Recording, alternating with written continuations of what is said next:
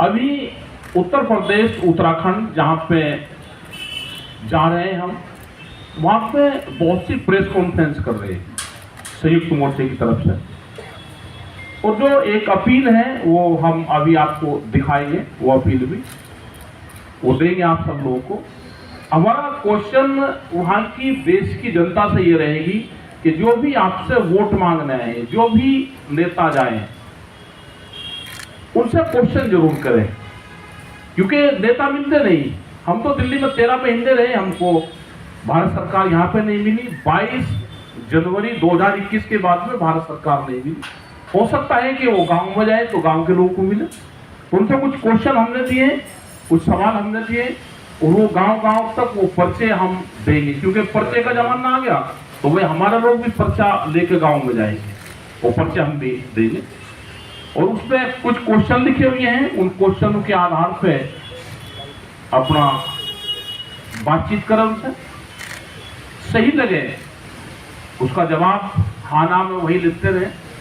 और एक अपील है लोगों से कि शांतिपूर्ण रूप से अपनी भाषा में अपनी बात सरकार तक पहुंचाने का काम करें, क्योंकि दिक्कत बहुत है पूरे देश भर में।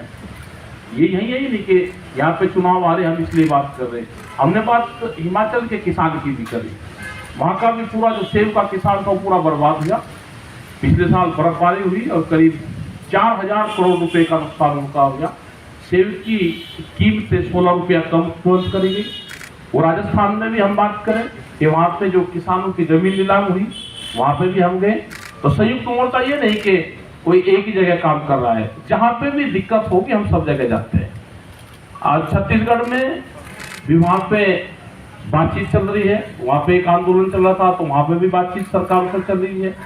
उत्तर प्रदेश की समस्या है कि गन्ने का भुगतान, जो प्रधानमंत्री ने कहा कि गन्ने का भुगतान 14 दिन में होगा, मतलब कहाँ जरूरत है देश के प्रधानमंत्री को एक स्टेट में जाके वहां पे पर्टिकुलर एक ही फसल को, और वो भी फिर झूठ बोलवा दिया, और 14 दिन में भुगतान नहीं होगा, भुगतान हो रहा है 11 महीने में।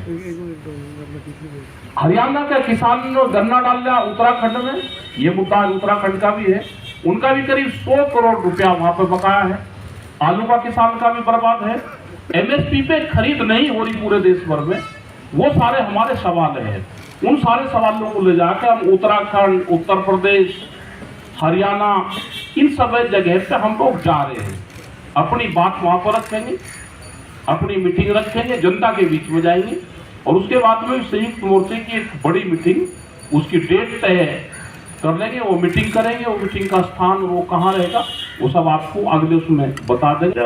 मंत्री होने के बाद पंजाब में जो ऑर्गेनाइजेशन कुछ 22 जथेबंदियों ने SSM के नाम पे एक पॉलिटिकल पार्टी बना ली है,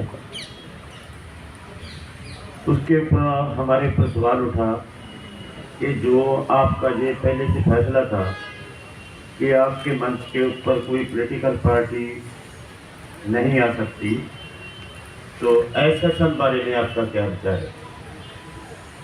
उस रोशनी में हमारा जो पहले का तय किया हुआ था, पहले का संयुक्त किसान मोर्चा ने, उसी के मुताबिक हमने जो वो फैसला बरकरार रखा है। हमने किसान संयुक्त मोर्चा ने SSM के साथ नाता तोड़ लिया है। वो पिछली 15 जनवरी की मीटिंग में हमने फैसला ले लिया, लेकिन उसमें ऐसा कहा जा रहा है कि मोर्चा टूट गया, मोर्चा खिल गया। बहुत बार ऐसा है बोला अभी आप लोगों ने इतनी 22 जथेबंदियों को निकाल दिया है, ऐसा हमने कुछ नहीं किया, नया कुछ नहीं किया। उनको वो हमारा पार्ट नहीं है, क्योंकि वो पॉलिटिकल पार्टी है। पॉलिटिकल पार्टी इसका पार्ट नहीं पहले से बन सकती। वो नई बात नहीं की हुई, उसी बात की रोशनी में हमने जो फैसला दिया है।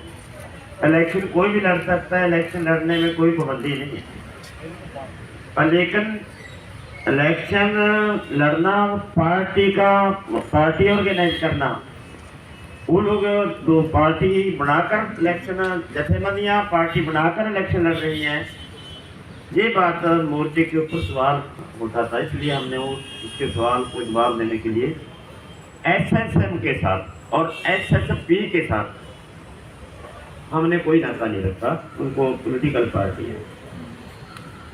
और जो पंजाब के अंदर बहुत सारे लोग बोलते हैं अभी आप जो ट्रेड ऑर्गेनाइजेशन है उनके साथ आपका जनता के जैसे बंदियों के आपका साथ नाता कैसा होगा? जनता के जैसे बंदियों के साथ हमारा वैसे का वैसा ही नाता है जैसे पहले रखा हुआ था, वही फ्रेम के अंदर हमने रखा हुआ है। इसलिए ऐसा मोर्चा कहीं नहीं गया, मोर्चा बरकरार है, संयुक्त मोर्चा उसी तरह कायम है।